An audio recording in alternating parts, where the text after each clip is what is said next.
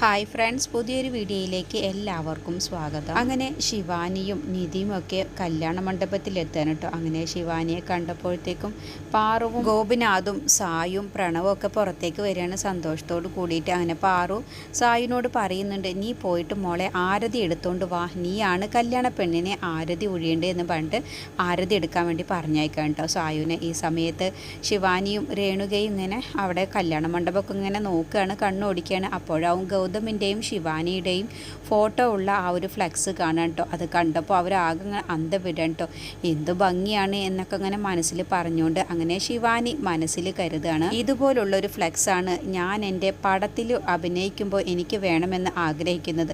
സാരമില്ല, ഇനിയിപ്പോൾ ഞാൻ തന്നെ സ്വന്തമായിട്ട് എടുക്കുന്ന പടത്തിൽ ഇതുപോലെ എൻ്റെ ഫ്ലെക്സ് വെപ്പിക്കാൻ ആദ്യത്തെ പരീക്ഷണം പോലെ ഇത് തന്നെ ആയിക്കോട്ടെ, എല്ലാത്തിനും ഒരു തുടക്കം പോലെ ഇത് തന്നെ മതിയല്ലോ എന്നൊക്കെ സ്വയം മനസ്സിൽ കരുതാണ്. ഇപ്പോൾ ഏതായാലും കിട്ടിയത് കൊണ്ട് സന്തോഷിക്കാം, ഇനി വരാൻ പോകുന്നതിനെ കുറിച്ചുള്ളത് പിന്നീട് ആലോചിക്കാം എന്നൊക്കെ ഇങ്ങനെ ശിവാനി മനസ്സിൽ കരുതിയ ശേഷം നിധിയെ ഒന്നങ്ങ് നോക്കിയിട്ട് നിധിയോട് ശിവാനി പറയണേ, കണ്ടില്ലേ എൻ്റെ കല്യാണത്തിന് ഒരുക്കിയിരിക്കുന്ന അറേഞ്ച്മെൻറ്റ്സ് കണ്ടില്ലേ, ഇതൊക്കെ ഒന്ന് കൺകുളിർക്കെ കണ്ടോ, ഇത് എനിക്ക് ഈ ജന്മത്തിലല്ല കഴിഞ്ഞ 7 ജന്മത്തിലും എനിക്ക് ഇതുപോലുള്ള ഭാഗ്യം ഉണ്ടായിട്ടുണ്ട്, അതൊക്കെ ഞാൻ ചെയ്ത പുണ്യത്തിൻ്റെ ഫലമാണ്, അതുകൊണ്ടാണ് എനിക്ക് ഇങ്ങനെ ഒരു ഭാഗ്യം കിട്ടിയത് എന്നൊക്കെ നിധിയോട് അങ്ങ് പറയാണ് ശിവാനി. അങ്ങനെ പാറു ശിവാനിയോട് പറയാണ്, മോളെ ശിവാനി, നിന്നെ കാണുമ്പോൾ എനിക്ക് വല്ലാത്ത സന്തോഷമുണ്ട്, നീ എൻ്റെ മരുമകളായി വരുന്നതിൽ അത്രയ്ക്കധികം സന്തോഷമാണ് എനിക്ക് എന്നൊക്കെ പറഞ്ഞിട്ട് സായുവിനെ കൊണ്ട് അങ്ങ് ആരതി ഒഴിപ്പിക്കാൻ വേണ്ടി സായുവിനെ അങ്ങ് വിളിക്കാൻ കേട്ടോ. അപ്പോൾ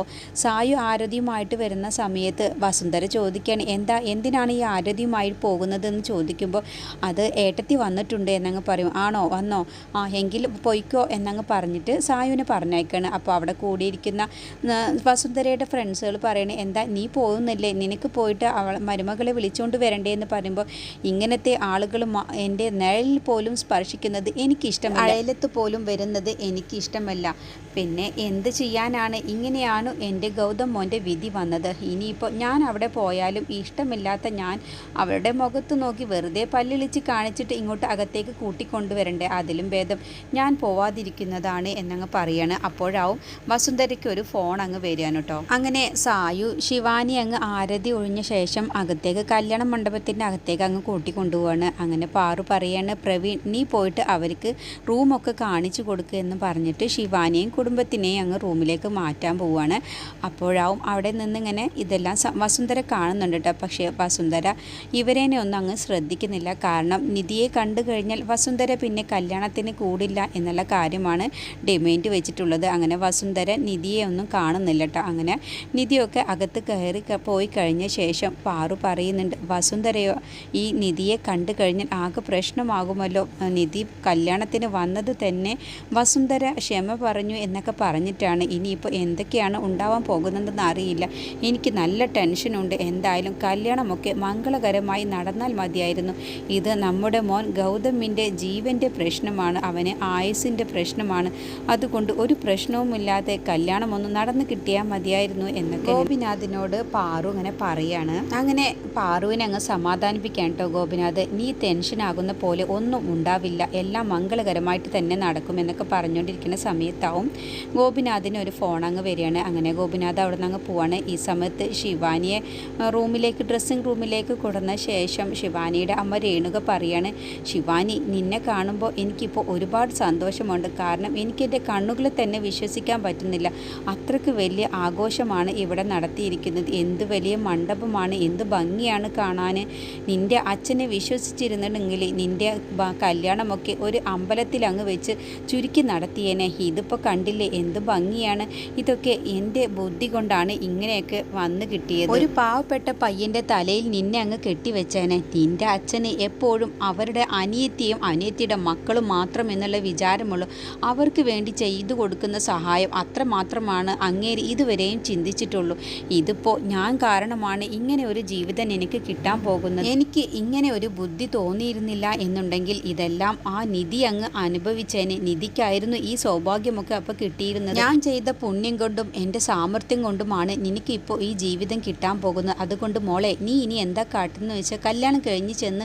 ആ വീട്ടിലേക്ക് കയറി ചെന്നാൽ നീ ആദ്യം ഗൗതമിനെ നിൻ്റെ കൈപ്പിടിയിലാക്കണം, നീ പറയുന്നത് പോലെ ജീവിക്കാൻ എല്ലാം പറയണം, ഗൗതമിനെ നിൻ്റെ കസ്റ്റഡിയിലാക്കണം എന്നൊക്കെ അങ്ങ് പറഞ്ഞ് ശിവാനി അങ്ങ് ഉപദേശിച്ചു കൊടുക്കുകയാണ് രേണുക. അവൻ്റെ അച്ഛൻ്റെയും അമ്മയുടെയും കയ്യിൽ നിന്ന് നീ അവനെ പിടിച്ചു വാങ്ങണം, അതിനുവേണ്ടി നീ എന്ത് തലേണ മന്ത്രം ചെയ്താലും വേണ്ടില്ല എന്നൊക്കെ പറഞ്ഞ് ഉപദേശിക്കുമ്പോൾ ശിവാനി പറയണം, അതൊക്കെ ഞാൻ ഏറ്റു, എനിക്കറിയാം ഗൗതമിനെ എങ്ങനെയാണ് എൻ്റെ കൈക്കുള്ളിലാക്കേണ്ടത് എന്നുള്ളത് എന്നൊക്കെ പറഞ്ഞുകൊണ്ടിരിക്കുമ്പോൾ അശോകനും നിധിയും ചന്ദ്രയും നിഖിലും ഒക്കെ അങ്ങ് വരികയാണ് കേട്ടോ. അങ്ങനെ അശോകൻ പറയാണ്, മോളെ നീ എത്രയും പെട്ടെന്ന് ഡ്രസ്സൊക്കെ മാറ്റാൻ വേണ്ടി നോക്ക്, പാറു പറഞ്ഞതാണ് കൃത്യസമയത്ത് തന്നെ ചടങ്ങ് നടക്കുമെന്നൊക്കെ പറഞ്ഞിട്ടുണ്ടെന്ന് പറ. അതിന് എൻ്റെ മോളെ ഇനി ഒരുക്കാനൊന്നുമില്ല, എൻ്റെ മോളെ കാണാൻ എന്ത് ഭംഗിയാണ്, എന്ത് കളറാണ്, അല്ലാതെ വേറെയുള്ള പെണ്ണുങ്ങളെ പോലെ ഒട്ടി ഉണങ്ങിയിട്ടൊന്നുമല്ല എന്നൊക്കെ പണ്ട് നിധിയെ ഒന്ന് അങ്ങ് നോക്കണം കേട്ടോ.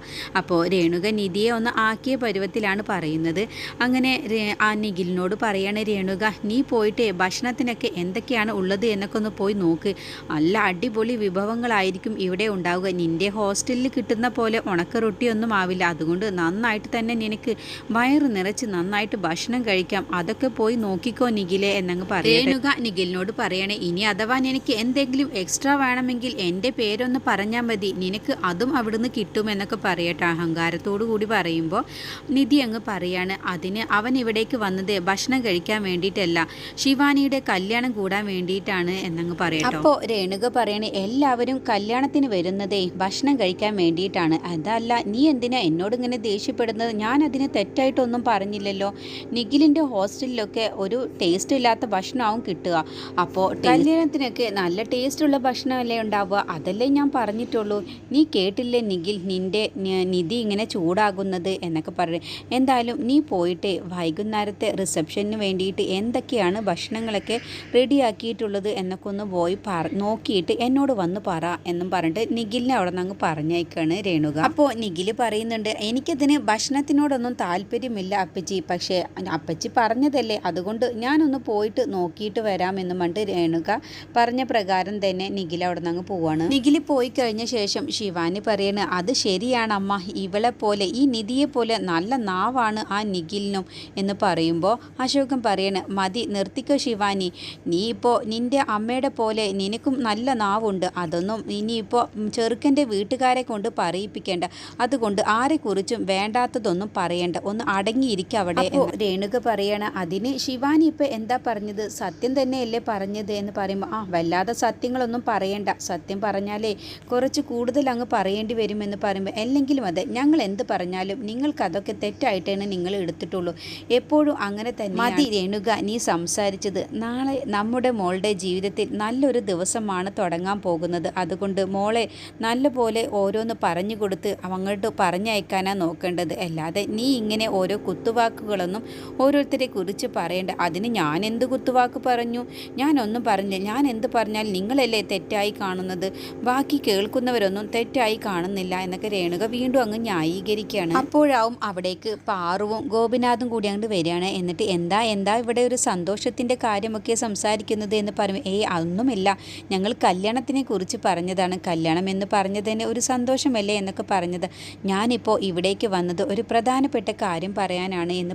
പാറു പറയട്ടോ. എന്നിട്ട് പറയണേ നിധിയോട്, ഞാൻ നിന്നോട് മോളെ ഒരു കാര്യം പറയാനാണ് വന്നത്, ഗൗതം വന്നിട്ടുണ്ട്, ഗൗതമിനെ ഈ കല്യാണ മണ്ഡപത്തിലേക്ക് ആരതി ഒഴിഞ്ഞു കയറ്റേണ്ടത് നീയാണ് മോളെ, നീ ആരതി ഒഴിഞ്ഞു കയറ്റണം എൻ്റെ മോൻ ഗൗതമിനെ. അത് കേൾക്കുമ്പോൾ ശിവാനിക്കും രേണുകൾക്കും ഒന്നും അത്ര കണ്ട് പിടിക്കില്ല കേട്ടോ. അപ്പം നിധി പറയുന്നത്, അതെന്തിനാ ആൻറ്റി ഞാൻ അങ്ങ് ആരതി ഒഴിഞ്ഞു കയറ്റുന്നത്, ഇവിടെ ഒരുപാട് സ്വന്തക്കാരുള്ളതല്ലേ നിങ്ങൾക്ക്, അവർ ചെയ്താൽ പോരെ എന്ന് പറയുമ്പോൾ ഗോപിനാഥ് പറയണ, അതെ ഇവിടെ ഒരുപാട് സ്വന്തക്കാരുണ്ട്, പക്ഷേ നീ തന്നെ ചെയ്യണമെന്നാണ് എൻ്റെ പാറുവിൻ്റെ തീരുമാനം, എൻ്റെ പാറുവിന് നീയാണ് ഏറ്റവും വലിയ സ്വന്തക്കാരി എന്നാണ് എൻ്റെ പാറു പറയുന്നത്, നിന്നെ കണ്ടതു മുതൽ എൻ്റെ പാറുവിൻ്റെ മനസ്സിൽ നീ മാത്രമാണ് നിധി ഉള്ളത്, ചില സമയങ്ങളിൽ ശിവാനിയെ മറന്ന് നിന്റെ പേരാണ് എപ്പോഴും എൻ്റെ പാറു പറയാറുള്ളത്. അപ്പോൾ പാറു നിധിയോട് പറയാം, അതെ മോളെ എനിക്ക് നിന്നെ എന്താണെന്നറിയില്ല, വല്ലാത്തൊരു ഇഷ്ടമാണ്, നിന്നെ കാണുമ്പോഴൊക്കെ എനിക്ക് വല്ലാത്തൊരു അടുപ്പമാണ് തോന്നുന്നത്, അതുകൊണ്ട് മോളെ നീ തന്നെ വേണം എൻ്റെ മോൻ ഗൗതമിനെ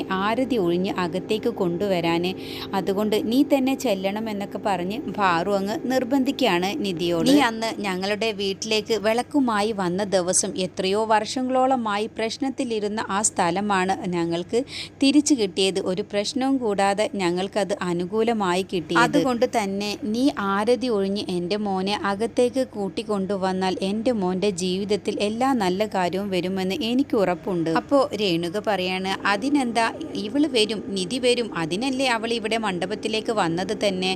അവൾ എന്തായാലും ആരതി ഒഴിയാൻ വേണ്ടി വരും.